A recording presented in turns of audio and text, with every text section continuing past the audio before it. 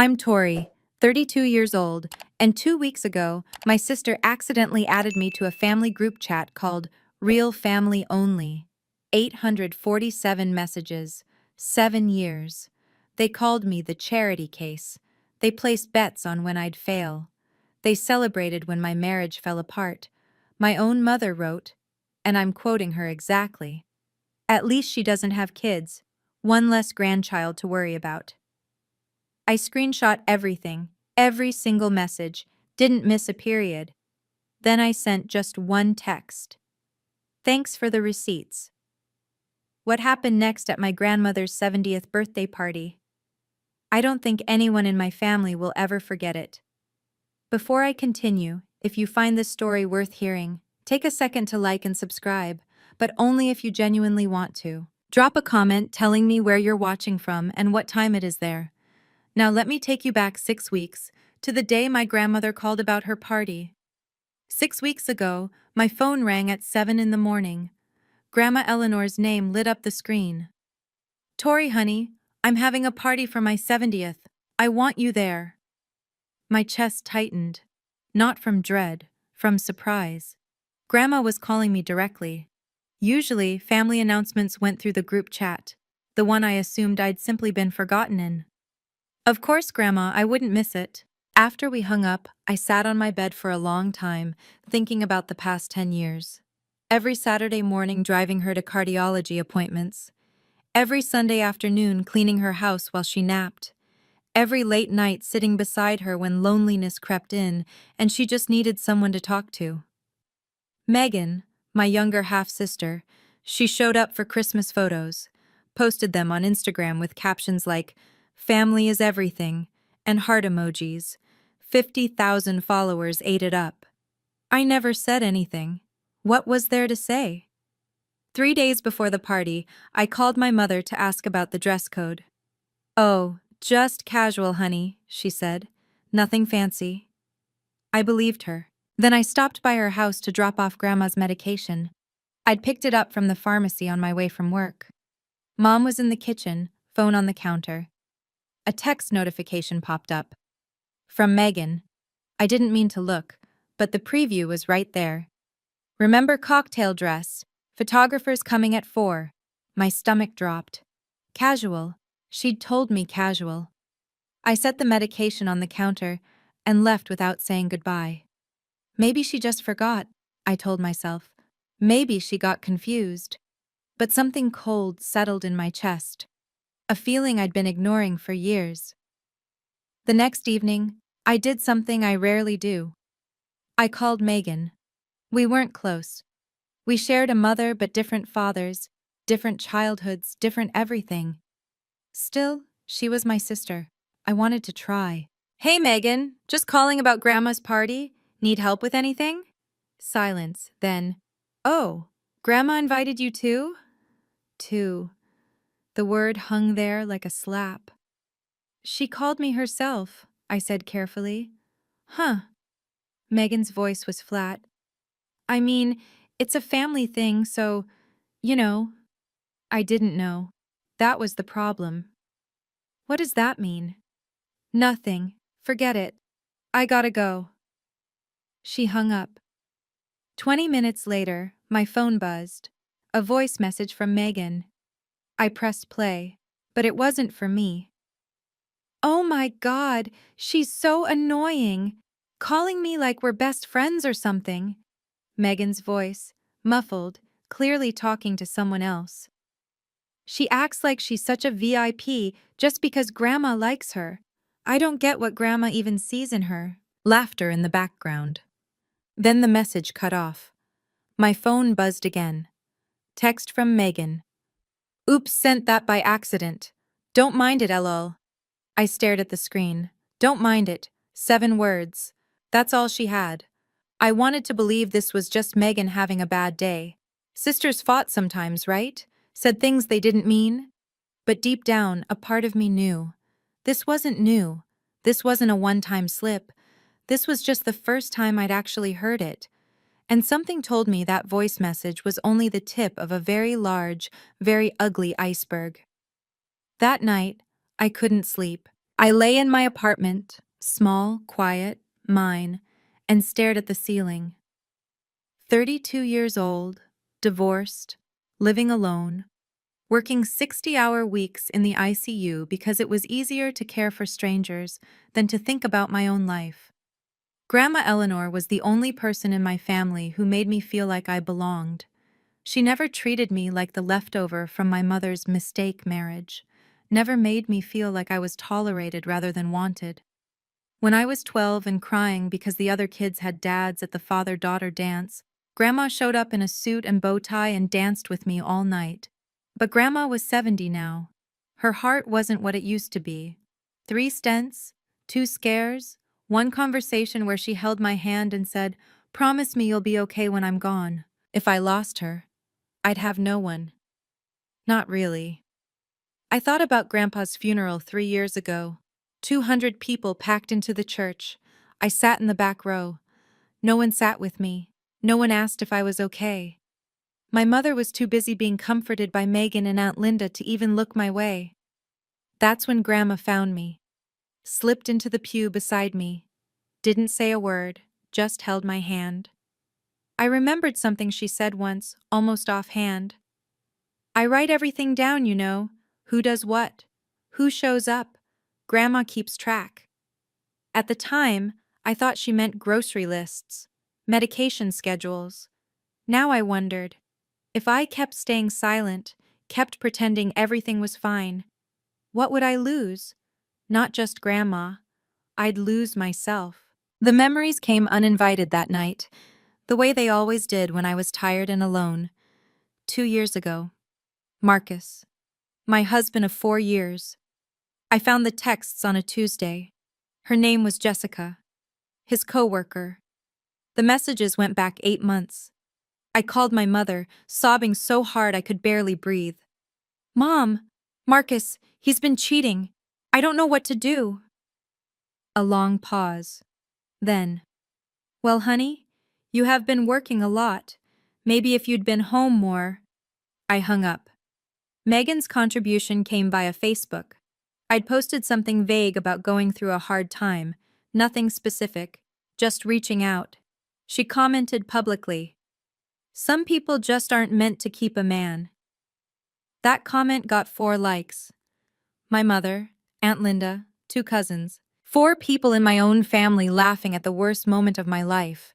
I deleted the post, deleted Facebook entirely, told myself it didn't matter, they didn't mean it.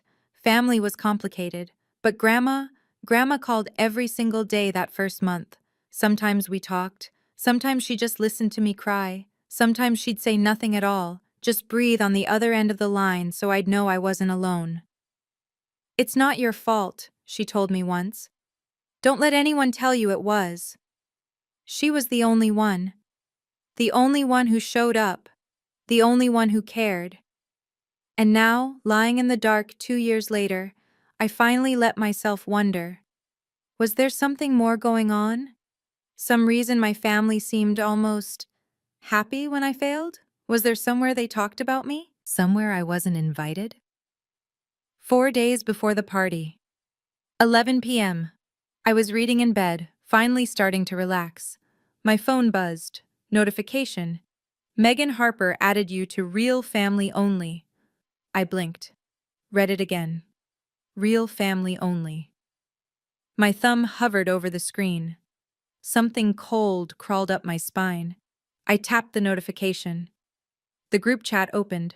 I scrolled up automatically, the way you do when you join a conversation late. And I kept scrolling. And scrolling. The chat was created 7 years ago. Members, Mom, Megan, Aunt Linda, my 2 aunts from Ohio, 3 of my cousins, 8 people total, everyone except Grandma, and everyone except me. For 7 years they'd had a group chat, a place to talk about real family things, and I wasn't in it. For 7 years. My hands started shaking. In the corner of the screen, a small number glowed. 847. 847 unread messages. I checked the most recent one, sent 2 days ago. Aunt Linda complaining about her neighbor's dog. Normal stuff. Nobody had noticed I'd been added. Nobody had said anything. I scrolled to the very beginning, to the first message ever sent, 7 years ago, when this chat was created. It was from Aunt Linda. Finally, a place to talk without you-know-who seeing. Megan replied, "Charity case free zone." My mother wrote, "Girls, don't be mean. But yeah, this is nice." The room tilted. I sat there in the dark, phone glowing in my hands, and felt something crack open inside my chest. They had a name for me, Charity Case, and this was only message one. 846 to go. I couldn't stop reading. The messages blurred together at first. Inside jokes I didn't understand. Plans for holidays I'd been told were small gatherings. Photos from events I'd never been invited to. Then I found the nickname thread. Megan. New rule, we call her CC from now on. Aunt Linda. CC? Megan. Charity case. Cousin Amy. Dead. Mom. That's terrible, but also kind of accurate, LOL. Kind of accurate. My own mother. I kept scrolling. Years of messages.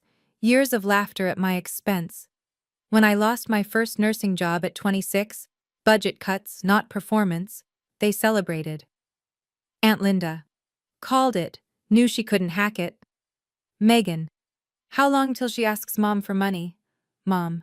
She won't. Too proud. That's the problem with her. When I started dating Marcus? Megan.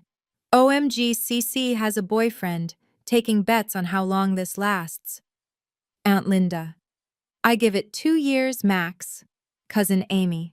Optimistic. I say 18 months. They were betting on my relationship, like it was a game.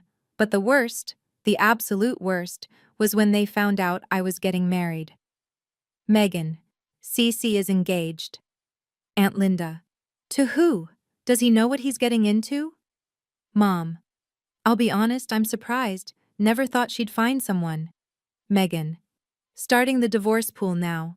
I got $50 on under 5 years. Aunt Linda. I'll take 3. Mom. You girls are awful. Put me down for 4. My mother bet on my marriage failing. My mother. I sat in the dark, tears streaming down my face, and read every single word. I found the divorce messages at 2 a.m. My hands were cramped from scrolling. My eyes burned, but I couldn't stop. I had to know. I searched for the date. 2 years ago. The week I told my family that Marcus had cheated, that my marriage was over. Megan. Guys, guess what? Aunt Linda. What? Megan. Cece's getting divorced. Aunt Linda. No way. Finally. I knew it. Cousin Amy. Who won the bet?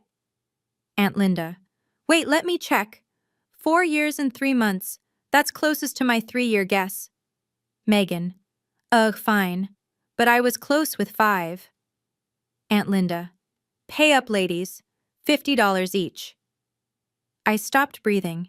They'd actually collected money on my divorce. But it got worse. Mom. Just got off the phone with her. She was crying. Aunt Linda. And? Mom. And nothing. She'll get over it. At least she doesn't have kids. One less grandchild to worry about. Megan. Silver lining. Cousin Amy. Honestly, though, who would cheat on someone that boring? Megan. Right? Like, I'm surprised he waited this long. 47 messages followed. Analyzing my failed marriage, speculating about what I did wrong, celebrating that I was alone. Not one person, not one, asked if I was okay. Not one person suggested reaching out. They just laughed and bet and collected their winnings. My hands weren't shaking anymore. Something had shifted. The tears dried on my cheeks. The hurt was still there, but underneath it, something harder was forming, something cold and clear. They'd never seen me as family. Never. And now I had proof. I stopped reading at 3 a.m., not because I'd finished, because I knew what I had to do. I went back to the beginning and started screenshotting. Every message, every laugh react, every betting pool. Methodical, organized. The way I labeled patient charts at work. Folder. Real family only. Complete archive. While I worked, I noticed something from 6 months ago. A conversation that made me pause. Megan. Grandma's getting weird. She has this notebook she writes in constantly. Aunt Linda. What kind of notebook? Megan. IDK, some journal thing. I saw her writing names in it. Mom. She's 69. Probably just keeping track of meds or something. Megan. I saw Cece's name in there, like multiple times. Aunt Linda. Weird. Megan. Right?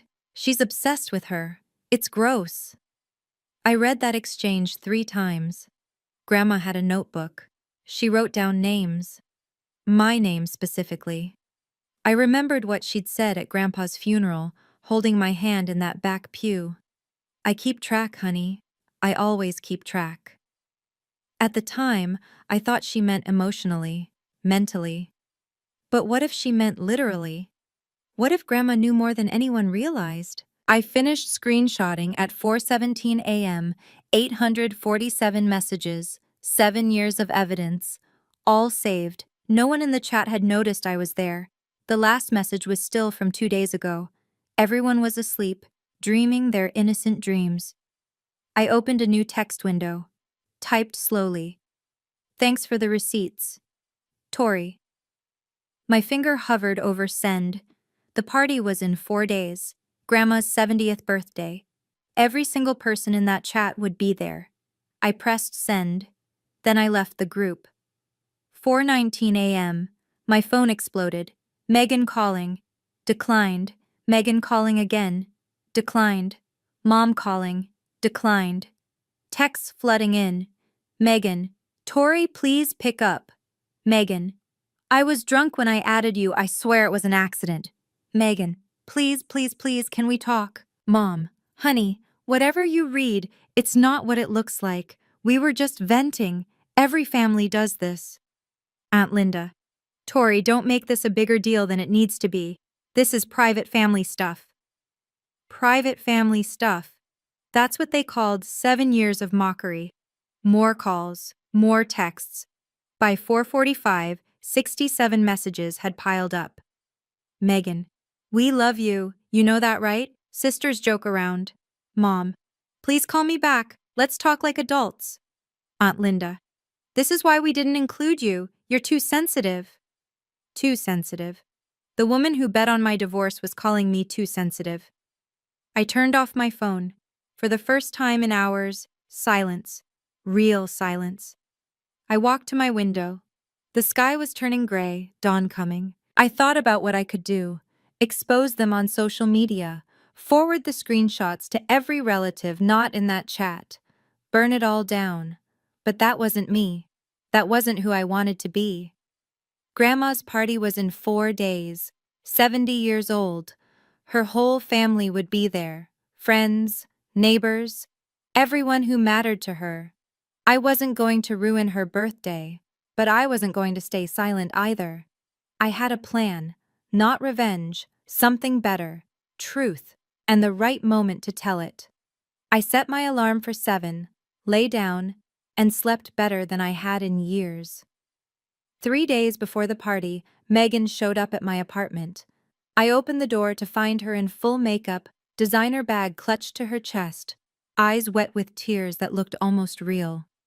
Tori, please, can we talk? I stepped aside, let her in, said nothing. She perched on the edge of my couch like she was afraid to touch anything. I'm so sorry. You have to believe me. That chat? It got out of hand. We never meant. You bet on my divorce. She flinched.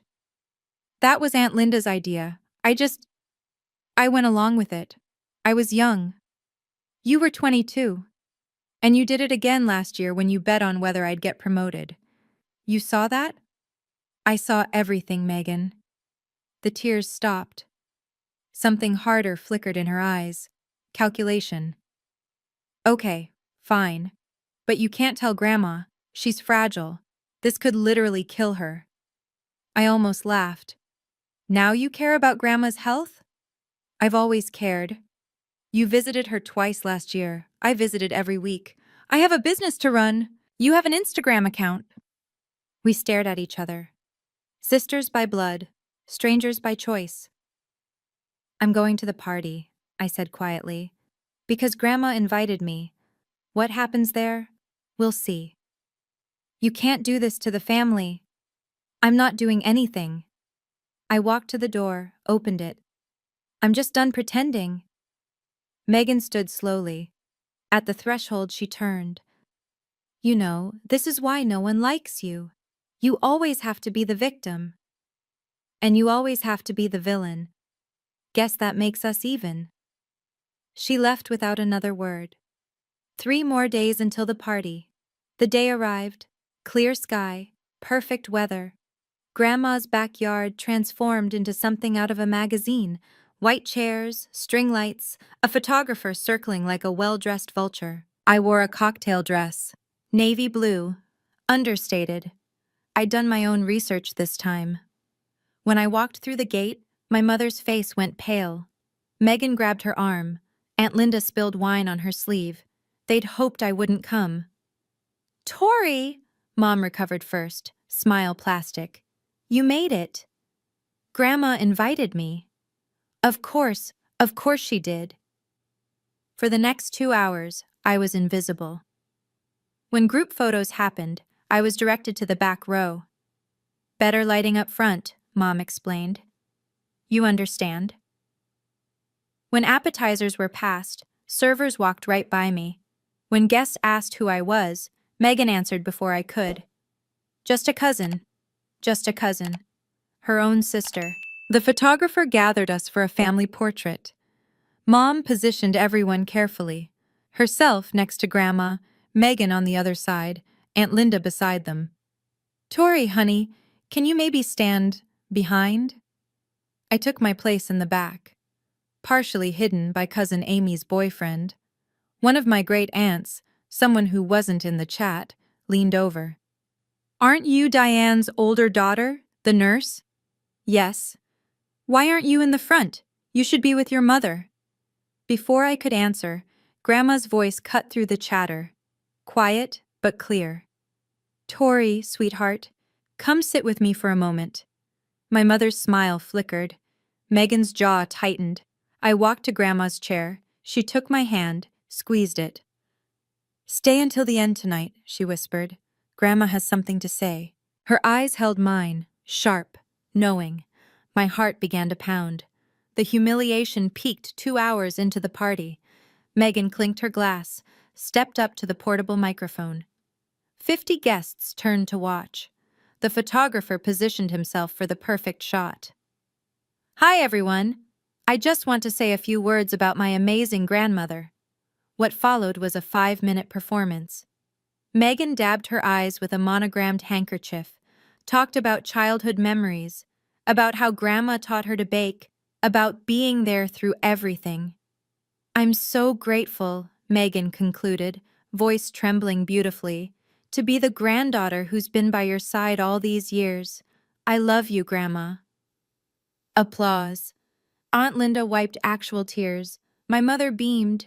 I stood in the back, invisible, and did the math.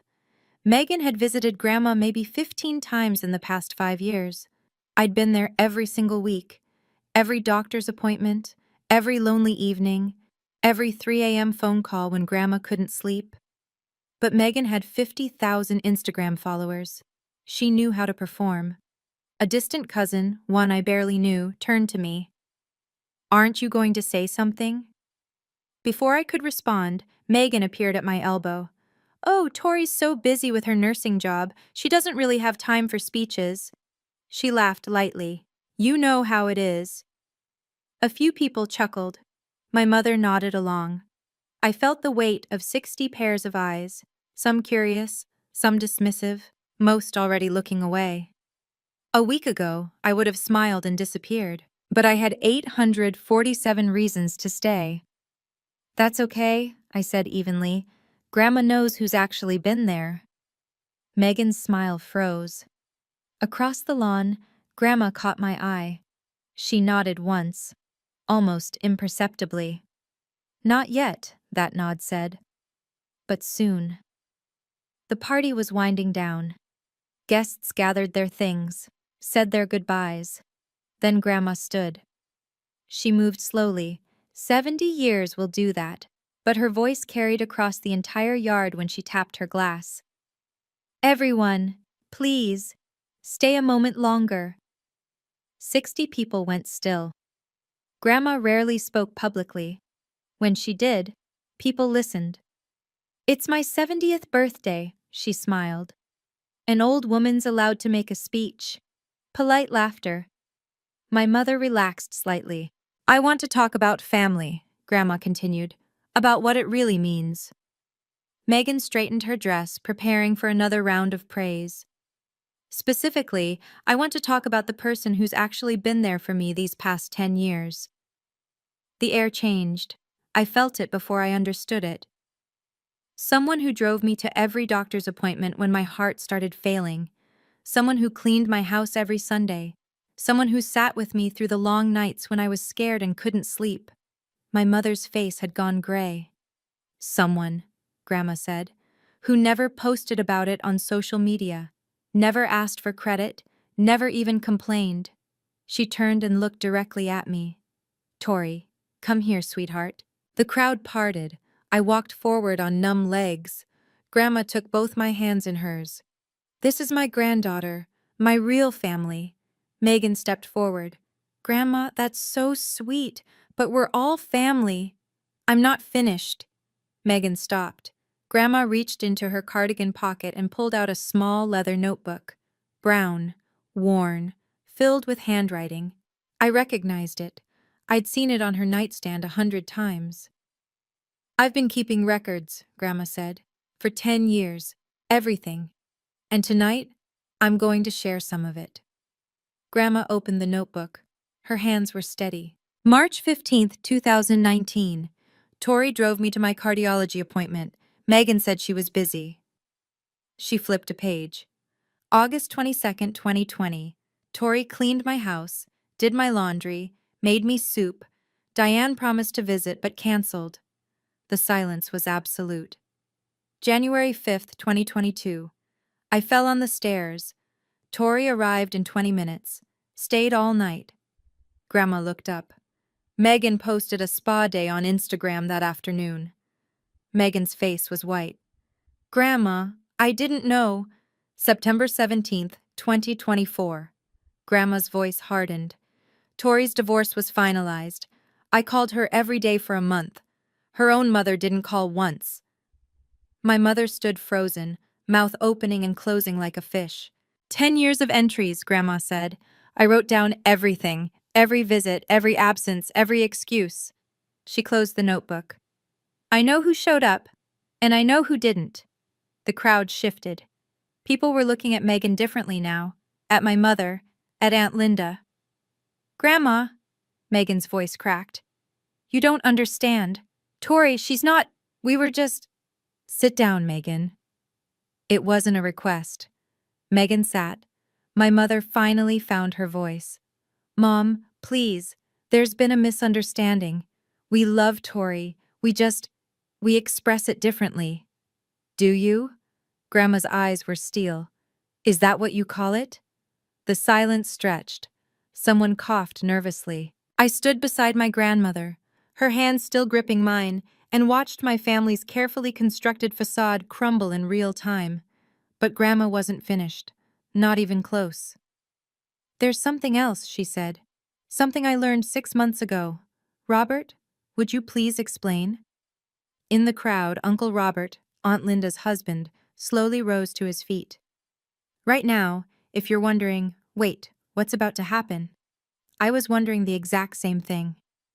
Before I tell you what Robert said, I have to ask, do you think Grandma already knew about the group chat?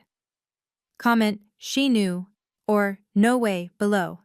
And if you're invested in this story, hit subscribe so you don't miss the ending. Okay, back to the party. Robert stood slowly, adjusting his tie. Aunt Linda grabbed his arm. Robert, what are you doing? He looked at her. something unreadable in his eyes. The right thing, finally. He turned to face the crowd. 6 months ago, I accidentally saw a group chat on my wife's phone. It was called Real Family Only. I read through it. Linda's grip tightened. Robert, don't. I read 7 years of messages, Robert continued, steady as a courtroom deposition. Mocking Tori, calling her names, betting on her failures, celebrating her divorce. Gasps rippled through the crowd. People turned to stare at Linda, at my mother, at Megan. I told Eleanor everything, showed her screenshots. Grandma nodded. I've known for 6 months. I've read every message. The ground seemed to tilt beneath my family's feet. Megan stood abruptly. That's private. You had no right. 847 messages, Grandma said quietly. I read them all. Charity case, the bets, the celebration when Tori's marriage ended. Her voice cracked. My own daughter wrote that she was relieved Tori didn't have children. My mother started crying. Mom, I didn't mean...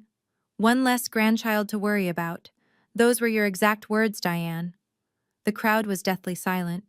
Some guests looked horrified, others embarrassed, like they'd witnessed something they shouldn't have. Good, I thought. Now they know. I waited, Grandma said. I waited for the right moment. I wanted everyone here, everyone who matters. She looked around the yard. Because I want you all to know who my family really is. Her hand squeezed mine. And I want you to see what happens to people who betray it.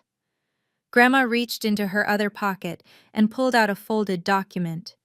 3 months ago, I had Robert update my will. Linda whipped around to face her husband. You did what? I'm her attorney. Robert's voice was flat. And her family. Megan lunged forward. Grandma, you can't just... I'm 70 years old, Megan. Sound mind, clear heart. This is my decision. She unfolded the paper, read clearly, loudly, so everyone could hear. My house, this house, will go to my granddaughter, Tori Reynolds. She has cared for it, cleaned it, and filled it with love for 10 years. She's earned it. The crowd murmured. Megan looked like she'd been slapped. The remaining assets will be divided equally among my children and grandchildren, as is fair. She looked up, met my mother's eyes. This isn't punishment, Diane. It's balance. Tori gave 10 years of her life to this family without asking for anything. The least I can do is make sure she's not left with nothing. This is insane, Linda hissed. Tori isn't even... She's not really... Not really what? Grandma's voice went cold. Not really family? Is that what you were going to say? In front of everyone? Linda's mouth snapped shut. Tori is my granddaughter, my blood. And more importantly, she showed up, every single time. Grandma turned to the crowd. That's what family means. Not group chats, not Instagram posts, not betting pools on someone's failures. She carefully refolded the document. I've made my decision. It's legal. It's done. Megan started crying. Real tears this time, I think. My mother stared at nothing. Linda looked at Robert like she'd never seen him before. And me? I just held Grandma's hand. Grandma turned to me. Do you want to say anything, sweetheart? 60 faces watched, some sympathetic, some shocked, some, my mother, Megan, Linda, devastated. I stepped forward, let go of Grandma's hand. I'm not going to yell, I said quietly. I'm not going to call anyone names. That's not who I am. Megan wiped her eyes. Tori, please, we can fix this. I have 847 screenshots, Megan. There's nothing to fix.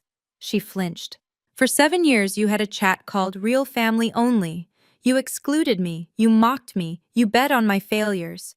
I looked at my mother. You celebrated the worst day of my life.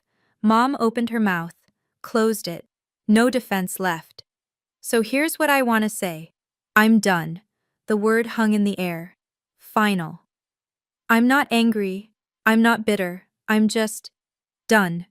I looked at each of them in turn. You decided 7 years ago that I wasn't part of your real family. I'm going to respect that decision now.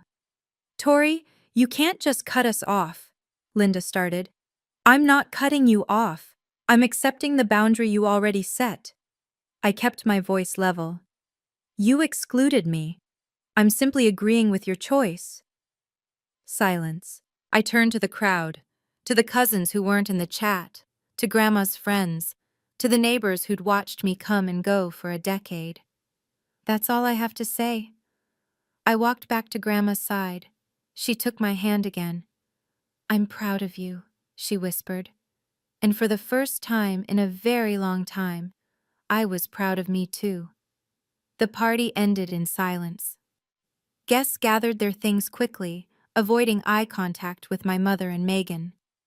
I watched small clusters form, people whispering, glancing over, shaking their heads. My great-aunt Martha, Grandma's neighbor for 30 years, approached me near the garden gate. I always wondered why you weren't in the family photos, she said softly. Now I understand. You knew? I knew something was wrong. You came every week, cleaned, helped, never complained. She squeezed my arm. Your grandmother talked about you all the time, never mentioned the others much. Another guest, someone I didn't recognize, stopped on his way out. I've known Eleanor 40 years. If she says you're her real family, that's good enough for me. Small kindnesses, they added up. Megan tried to approach me one last time. Mascara streaked down her cheeks, designer dress wrinkled. Tori, we need to talk, please. Not tonight. But I said not tonight.